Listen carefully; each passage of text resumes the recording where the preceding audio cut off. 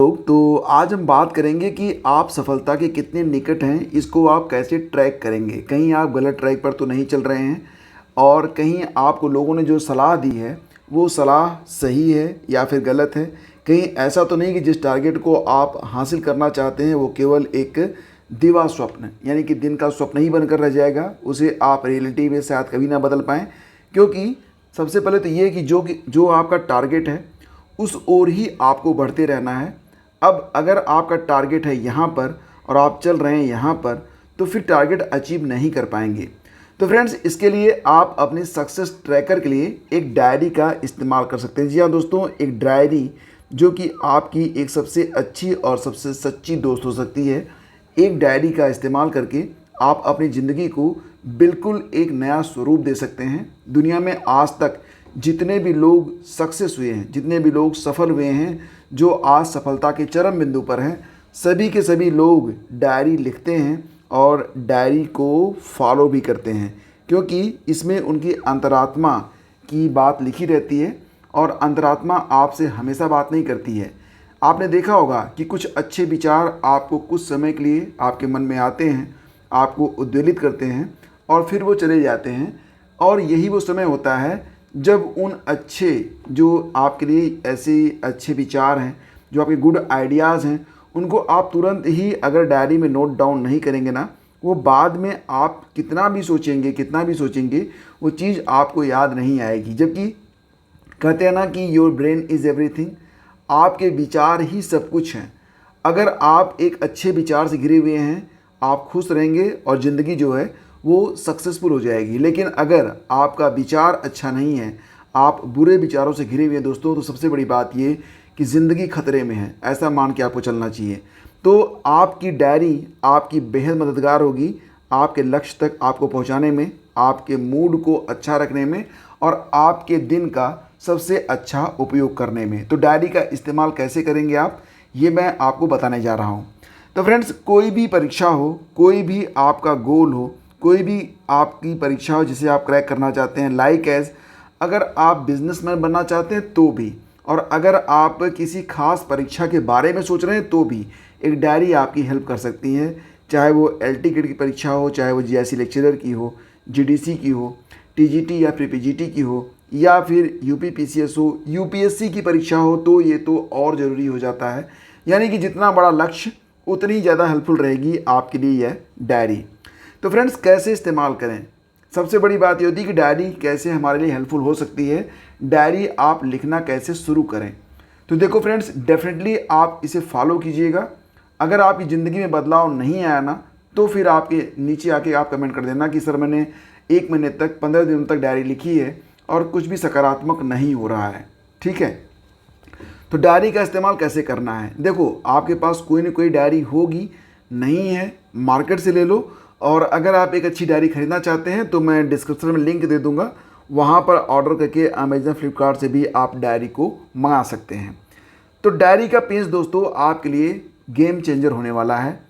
एक डायरी जिस पर आपके लक्ष्य का नाम लिखा हो, यानी कि ये डायरी जो आप अभी अपने हाथ में लिए हुए हैं या फिर लेने वाले हैं, वो डायरी किस लिए आप लिख रहे हैं, उस डायरी को क्या नाम देंगे आप। तो उस डायरी के पहले पेज पर और सबसे फ्रंट के पेज पर आपके लक्ष्य का नाम लिखा हुआ होना चाहिए, ताकि आप समझ सकें कि इस डायरी का इस्तेमाल मैं क्यों कर रहा हूँ और ये डायरी मुझे कहाँ पहुँचाने वाली है। आपका गोल आपको स्पष्ट सबसे ऊपर लिखा हुआ दिखना चाहिए। और अब ये डायरी आपके पूरे दिन, पूरी रात आपके साथ ही रहने वाली है। सबसे अच्छी दोस्त है ना, तो सबसे ज़्यादा आपके पास रहनी चाहिए, है ना। आप कहीं भी जाओ, कुछ भी करो, लेकिन ये डायरी आपके साथ रहनी चाहिए, क्योंकि आप अपने विचारों को इस पर लगातार लिखोगे और ये डायरी आपसे बातचीत करेगी और आपको ये भी बताएगी कि आप क्या बनना चाहते हो और आप कर क्या रहे हो और आपको करना क्या चाहिए। तो फ्रेंड्स, जो भी आपका जो टारगेट हो, जो भी आपका एम हो, उसका नाम इसकी डायरी पर यानी कि पहले पेज पर आप लिख डालिए। ठीक है, जैसे कि अगर आप क्रैक करना चाहते हैं यूपीपीसीएस या फिर यूपीएससी की कोई परीक्षा, तो उसका नाम दे सकते हैं। एलटी ग्रेड क्रैक करना चाहते हैं, नाम लिख सकते हैं। टीजीटी पीजीटी करना चाहते हैं, नाम लिख सकते हैं। या फिर कोई भी परीक्षा हो, ठीक है। तो फ्रेंड्स सबसे पहले इसका नामकरण हो गया, यानी कि ये डायरी किस लिए है ये यहाँ पर तय हो गया। इसके बाद दोस्तों पहला पेज, यानी कि जब आप डायरी ओपन करेंगे ना, तो 1 दिन 2 दिन का समय ले लो और अच्छे से सोच लो कि वर्तमान में आप कहाँ पर एग्जिस्ट करते हो, आप कहाँ पर खड़े हो, आप फिलहाल क्या हो, ठीक है। यानी कि आपकी वर्तमान में क्या स्थिति है, ये स्थिति अपने आप समझ लो कि आज आपकी स्थिति क्या है और कल क्या हो जाएगी। यानी कि आज से 10 साल के बाद आप क्या बन जाओगे। 10 साल के बाद अगर आपको लगता है कि आप आज से बेहतर रहोगे, बड़ी अच्छी बात है। लेकिन अगर आपको लगता है कि आज आपकी जो भी स्थिति है बहुत अच्छी है या फिर बहुत बुरी है, ये दूसरों की वजह से है, तो सोचना कि 10 साल के बाद अपनी वजह से मैं कहाँ पर खड़ा होना चाहता हूँ, मैं कैसा दिखना चाहता हूँ, अपने जीवन में मैं खुश रहना चाहता हूँ, या फिर यही जो रंजो गम की स्याही छाई हुई है ज़िंदगी की किताब पर, ये छाई रहेगी। तो सबसे पहले तो ये कि वर्तमान में क्या है, क्या आप हासिल करना चाहते हो, उसके बारे में आप अच्छे से सोच लो। और फिर आप ये बात सोचो कि जो भी टारगेट आपने सेट किया है, जैसे कि मान लेते हैं कि आप शिक्षक बनना चाहते हैं, ठीक है। अगर आप शिक्षक बनना चाहते हैं दोस्तों, तो शिक्षक बनकर आपको हासिल क्या होगा। वर्तमान में जो आपकी स्थिति है, परिस्थिति है, परेशानी है, जब आप अपने टारगेट, जब आप टीचर बन जाओगे, जब आप पीसीएस बन जाओगे, तो फिर क्या ये परेशानियां टिकने वाली हैं या फिर नहीं टिकने वाली हैं। आपकी ज़िंदगी क्या बिल्कुल यू टर्न लेने वाली है, एकदम 360 डिग्री चेंज होने वाली है। आप बिल्कुल इस पर विचार करें। यानी कि अगर आप अपनी ज़िंदगी को बदलना चाहते हैं तो उसमें आपका लक्ष्य कितना सहायक होगा, इसके बारे में डिटेल में लिखें, ठीक है। जैसे कि मान लेते हैं वर्तमान में आप परेशान हैं, पैसे की वजह से, समाज में आपको प्रतिष्ठा नहीं मिल रही उसकी वजह से, परिवार वाले आपको यूं ही समझते हैं तो उसकी वजह से, या जो भी वजह है। अगर आप एक शिक्षक बन जाएं तो क्या होगा, समाज में प्रतिष्ठा, जेब में पैसे, और ऑटोमेटिकली एक प्रतिष्ठित व्यक्ति हर जगह सम्मान पाता है, समाज में रुतबा बढ़ जाएगा, तमाम चीज़ें आपको हासिल हो जाएंगी। तो वो सारी चीज़ें आप यहाँ पर लिखना, ठीक है, ताकि ये चीज़ें आपको मोटिवेट कर सकें, आपको क्लियर कर सकें कि आप ये डायरी क्यों लिख रहे हैं और इस डायरी को फॉलो क्यों करना है आपको, ठीक है। ये चीज़ बहुत ही क्लियर तरीके से आपको पहले पेज पर लिखना है। इसके बाद फ्रेंड्स आगे बढ़ें तो फिर दूसरे पेज पर आपको क्या करना है। तो देखो फ्रेंड्स, आपका जो दूसरा पेज है ना, ये भी बहुत ज़रूरी है। अब इस लक्ष्य को प्राप्त करने के लिए मान लेता हूँ कि आपने यहाँ पर सेट किया है कि आप LT ग्रेड एग्ज़ाम को क्रैक करना चाहते हैं, या फिर आप पीसीएस बनना चाहते हैं, या फिर आप TGT या फिर PGT या फिर कोई भी परीक्षा है उसे आप क्रैक करना चाहते हैं, ये लक्ष्य आपको हासिल करना है, या फिर आप बिज़नेस ही करना चाहते हैं।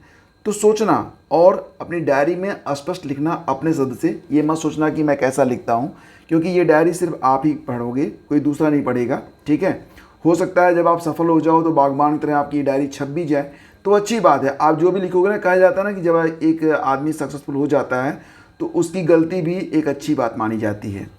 तो इस एग्ज़ाम को, यानी कि जो भी आपका लक्ष्य है उसको प्राप्त करने से क्या प्राप्त होगा आपको ये लिखना है, ज़िंदगी में क्या बदलाव होगा ये लिखना है।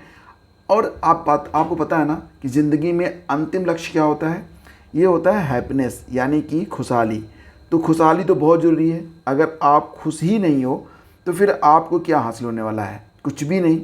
तो दोस्तों यहाँ पर बहुत ज़रूरी है कि क्या आप खुश रह सकोगे।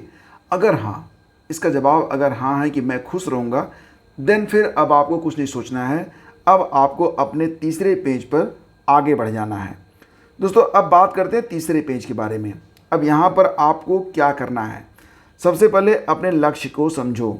अगर आप क्रैक करना चाहते हो किसी एग्ज़ाम को, तो उस एग्ज़ाम के बारे में अच्छे से समझो, पढ़ो, और जो लोग उस परीक्षा को क्रैक कर चुके हैं, जो उससे संबंधित टीचर हैं, उनके लेक्चर सुनो, और जो लोग उस पद पर हैं उनसे भी जाकर मिलो। और सबसे पहले समझो कि ये परीक्षा क्या डिमांड करती है, यानी कि दुश्मन के बारे में आपको अच्छे से उसको तोड़ना है कि फ़िलहाल ये हमसे कहाँ कहाँ पर बहुत मजबूत है, कहाँ कहाँ पर ये कमज़ोर है। अब मान लेते हैं कि आप LT ग्रेड के बारे में बात कर लेते हैं या फिर UP PCS के, तो यूपीपीसीएस में दोस्तों कई बार होता है ना कि कुछ टॉपिक आपके बड़े तैयार होते हैं। कुछ लोग इतिहास बहुत अच्छा जानते हैं, भूगोल बहुत अच्छा जानते हैं, लेकिन उनको जो है विज्ञान नहीं आता है, करंट अफेयर में दिक्कत होती है। तो अपने स्ट्रांग और वीक पोर्शन को आप अच्छे से समझ लो, ठीक है। और आपको अपने वीक पोर्शन को भी स्ट्रॉन्ग करना होगा। इसके लिए क्या चाहिए? डेडिकेशन एंड टाइमिंग, ठीक है, जो कि आपको प्रतिदिन देना पड़ेगा। याद रखो दोस्तों, आप अपनी ज़िंदगी को बदलने निकले हो, केवल एक ख्वाब नहीं है। अब आप उसको हकीकत में बदलना चाहते हो ना, तो हकीकत में आपको काम करना पड़ेगा। इसके लिए आपको अपना डेली रूटीन सेट करना पड़ेगा और रूटीन में प्रमुखता से आपका जो ये टारगेट है उसके लिए समय निकालना पड़ेगा। आगे मैं बताऊंगा कि किस प्रकार से आप समय निकाल सकते हैं। फिलहाल फ्रेंड्स आगे बढ़ते हैं। अब क्या करना होगा? सबसे पहले तो डिटेल में पूरा का पूरा सिलेबस लिख डालो, बहुत ही विस्तार में, ताकि आप समझ सको कि क्या क्या चीज़ें आपको बहुत अच्छे से पता हैं, क्या क्या चीज़ें आपको पता नहीं हैं, ताकि आप इस परीक्षा के बारे में ना इसके सारे पॉइंट्स आपको पता चल सकें। और ये भी कि अभी मुझे क्या क्या इस परीक्षा को क्रैक करने के लिए जानना बहुत ही ज़रूरी है, ठीक है। नेक्स्ट दोस्तों क्या करना होगा आपको कि ये कैलकुलेट करना होगा कि इस परीक्षा में फ़िलहाल कितना समय बचा हुआ है। तो कितना समय बचा हुआ है और कितना मुझे पढ़ना है। अब क्योंकि सिलेबस तो हर हाल में आपको कंप्लीट करना है। बहुत सारे लोग कहते हैं ना कि आप रोज़ 8 घंटे पढ़ो, बहुत सारे लोग कहते हैं 4 घंटे भी काफ़ी होते होंगे दोस्तों। लेकिन यहाँ पर बात ये है कि अगर आपको मान लेते हैं कि 200 पेज पढ़ने हैं, ठीक है, और मैं कहूँ कि आप 8 घंटे पढ़ो और 8 घंटे में रोज़ आप 2 पेज पढ़ते हो, तो क्या ये जो समय है पर्याप्त है? नहीं ना। यहाँ पर हमें 2 चीज़ों का ध्यान रखना है कि हमें 200 पेज भी कंप्लीट करने हैं और इन्हें 10 दिनों में भी कंप्लीट करना है। मतलब हमें प्रतिदिन 20 पेज पढ़ना पड़ेगा। अब इस 20 पेज को पढ़ने में हमें 8 घंटे लगें या फिर 1 घंटे लगें, क्योंकि हमने सिलेबस को दिन के हिसाब से विभाजित किया हुआ है। तो यहाँ पर ये माने नहीं रखता कि आप कितना टाइम दे रहे हैं, यहाँ पर ये माने रखता है कि आप अपना सिलेबस प्रतिदिन कितना कंप्लीट कर रहे हैं, ठीक है। और फिर उसके मुताबिक आपको अपना समय सेट करना पड़ेगा। बात समझ रहे हैं अपना? तो किस विषय को कितना दिन दे पाओगे ये देखो, पूरा का पूरा सिलेबस देखने के बाद अब किस विषय को। और उसमें भी आपको एक बात पता होगा ना कि जैसे कि सिलेबस होता है ना, उसमें कुछ चीज़ें बहुत इंपॉर्टेंट होती हैं। जैसे मान लेते हैं यूपीपीसीएस के बारे में हम बात कर लें, तो यूपीपीसीएस में आपको पता है कि current affair is very important. लगभग 25 से 30 प्रश्न यहाँ से बन जाते हैं। इसके बाद मॉडर्न हिस्ट्री, ये बहुत ज़रूरी है, लगभग 10 से 12 प्रश्न बन जाते हैं। पॉलिटी से भी 10 से 12 प्रश्न बन जाते हैं। ज्योग्राफी से भी 10 से 12 प्रश्न बन जाते हैं। तो इस प्रकार से आप देखेंगे ना, तो कुछ टॉपिक ऐसे होते हैं जिनको आप इग्नोर नहीं कर सकते। तो सबसे पहले प्रमुखता से जो सबसे ज़्यादा स्कोरिंग टॉपिक हैं उनको हमें अच्छे से कंप्लीट कर लेना है। इसके बाद जो लेस स्कोरिंग है उसकी ओर जाना है, लेकिन हर हालत में सिलेबस हमें पूरा करना है। जब आप स्कोरिंग टॉपिक को कंप्लीट कर लेते हैं ना, तो आपका कॉन्फिडेंस थोड़ा बढ़ जाता है और फिर आप वो टॉपिक अच्छे से पढ़ लेते हैं जो कि थोड़े से लेस इंपॉर्टेंट होते हैं, कम ज़रूरी होते हैं। दोस्तों एक बात का ज़रूर याद रखना कि आपकी ज़िंदगी में आपके दोस्त और किताबें ये कम होनी चाहिए, लेकिन बहुत अच्छी होनी चाहिए। किताबों का चुनाव करते समय आप पूरी सावधानी बरतें, अपने दोस्तों का चुनाव करते समय भी आप पूरी सावधानी बरतें, क्योंकि friends and books should be few and be good. और बेहतर ये होगा कि आप 100 किताबें एक एक बार पढ़ें, उससे बेहतर ये है कि एक किताब को आप 100 बार पढ़ लें। आपको पता चल जाएगा कि एक अच्छी किताब को 100 बार पढ़ने से भी आपको उससे ज़्यादा फ़ायदा मिलेगा जो कि 100 किताबों को एक एक बार पढ़ने से आपको मिलने वाला है। इस बात को आप लोग बहुत ध्यान से समझ लो, क्योंकि ये एक बहुत ज़रूरी बात है, आपको बहुत कम लोग बताएंगे। और एक ज़रूरी बात ये, कहते हैं ना कि अगर आपको बहुत ऊंचाई पर जाना है तो आपको बहुत हल्का रहना पड़ेगा। तो अपनी ज़िंदगी से उन तमाम चीज़ों को बाहर निकाल फेंको जो चीज़ें अनावश्यक आपके जीवन को बोझिल बना रही हैं, और उन सारी किताबों को भी जो अनावश्यक आपके घर में आपके रैक पर पड़ी हुई हैं। कुछ अच्छी किताबों को चुनो, बाकी किताबों को एक दूसरे कमरे में ले जाके बंद कर दो तब तक के लिए, जब तक के लिए ये ज़रूरी किताबें आप कंप्लीट नहीं कर सकते हो। इसके लिए अगर आपको 2-4-6 घंटे का या एक आध दिन का समय देना पड़ जाए तो दे दो, लेकिन अच्छी किताबें ही आपके कमरे में आपके इर्द गिर्द अब दिखनी चाहिए, वही आपको पढ़ना है। और मोबाइल फ़ोन वगैरह का इस्तेमाल तो न के बराबर करना है, जब ज़रूरी हो तो करना है, नहीं तो नहीं करना है, ठीक है। देखो फ्रेंड्स, कभी कभी होता है ना कि आपके मन में कुछ अच्छे विचार आते हैं और चले जाते हैं। बाद में आप उन्हें याद करने की कोशिश करते हैं, याद नहीं कर पाते हैं, तो डायरी में ये विचार प्रमुखता से आप लिखो, क्योंकि ये आपको ऊर्जा देंगे जब आप इसे आप अगली बार पढ़ेंगे। डेली रूटीन में अपने लक्ष्य को प्रमुखता दो। रोज़ सुबह उठकर या फिर रात को सोते समय ही आप ये सेट करो कि कल आपको कौन कौन से टॉपिक हैं जिनको आपको हर हालत में कंप्लीट करना है, ठीक है। और देखो, अति मानवीय नहीं, एक दिन में 200 पेज नहीं पढ़ पाता है कोई, तो 200 पेज का टारगेट मत रखना। उतना ही टारगेट रखो जितना कि आप सहजता से, सुगमता से कंप्लीट कर सको, ठीक है। रोज़ का गोल आपको सेट करना होगा, टू डू, और शाम तक उसे पूरा भी आप कर पाएँ। अगर आप लगते हैं कि आप अपना गोल बहुत बड़ा सेट कर लिए हैं तो ऐसा मत करिए, छोटा छोटा, ठीक है। आप खाना पूरी थाली का एक साथ मुंह में नहीं रखते हैं, आप क्या करते हैं, मतलब छोटा छोटा उसका ना निवाला बना के खाते हैं, तो निवाला, ठीक है। पूरी थाली को नहीं खाना है आपको। और सबसे ज़रूरी बात ये कि रिवीज़न के लिए समय निकालना पड़ेगा। मॉर्निंग में 5 AM क्लॉक, 5 बजे आपको उठना है और 6 बजे तक, ठीक है, अपना जो भी दिनचर्या है उसको पूरा करने के बाद 1 घंटे 7 बजे तक ये समय, या आप अपनी सुविधा अनुसार 1 घंटे का समय निकालिए। ये 1 घंटे सिर्फ़ और सिर्फ रिवीजन के लिए होना चाहिए। और एक दिन पूरा, संडे का, मंडे का, कोई भी एक दिन रख लो, वो भी पूरा का पूरा रिवीजन में जाना चाहिए। ऐसा नहीं कि आप पढ़ते जा रहे हैं और सब कुछ भूलते जा रहे हैं, ठीक है। फ्रेंड्स, आगे बढ़ते हैं, बात करेंगे यहाँ पर कि एग्ज़ाम से पहले सिलेबस पूरा करना है। ये दृढ़ प्रतिज्ञ हो जाओ तो सिलेबस आपका आसानी से पूरा हो जाएगा। कहते हैं ना कि जो आप सोच लो वो हो ही जाता है। और इस डायरी को अपना सक्सेस ट्रैकर मानकर चलो, और इसे आप अपने पास तब तक रखो जब तक कि आप सफल नहीं हो जाते हो। और याद रखना, जिस दिन आप सफल हो जाए तो उस दिन ये डायरी ना आपके लिए आपकी देवता बन जाएगी। आप इस डायरी को कभी भी भूल नहीं पाओगे। तो फ्रेंड्स, अगर ये लेक्चर आपको अच्छा लगा है तो वीडियो को लाइक और शेयर करना। और अगर आपको डायरी नहीं है तो डायरी के लिए मैंने एक अच्छी डायरी का कमेंट या और डिस्क्रिप्शन में लिंक दे दिया है, आप जाके उस पर क्लिक करके मंगा सकते हो। Thank you.